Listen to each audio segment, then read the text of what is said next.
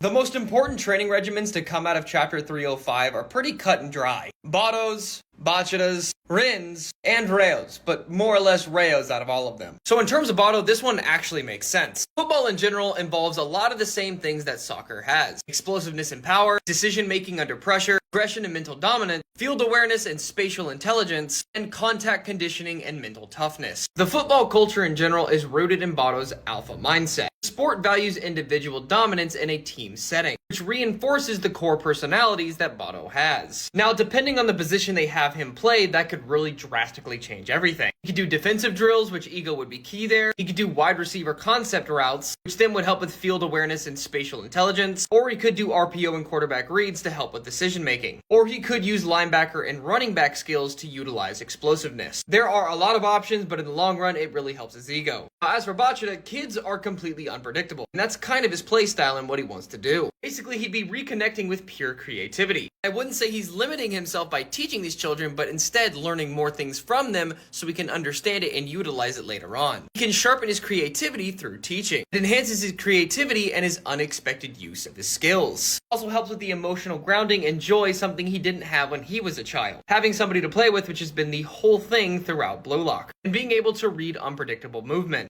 Again, kids are unpredictable. There's not much you can really go off of. Being able to utilize that and understand it will really help him in his dribbling skills. Moral of the story, play like a kid, think like a pro. Now for Rin, this one's pretty straightforward, but I'm sure there's more to it. The meditation aspect helps control his emotion, as his biggest thing has been Sai and Isagi for the longest time. Him being able to control those emotions, I think, will make him a better player. Although at the same time, you could say it takes away from it in a sense, as he does evolve through emotional punishment, wanting to be the best and using ego to its biggest ideals. At least I think that's how it's going, but once we actually see this in play, I think we'll understand it better. And Rayo, this one is insane. You mean to tell me this guy is meant to perfect copy 22 of the other players in Blue Lock? If he does that, which I'm sure he will be an unstoppable force. And also being able to learn from the people he's playing, like, overpowered much? So all the things that we've seen that are within his bounds, he'll probably be able to do. Both skills and physical ability to an extent. But if he perfects this copy ability,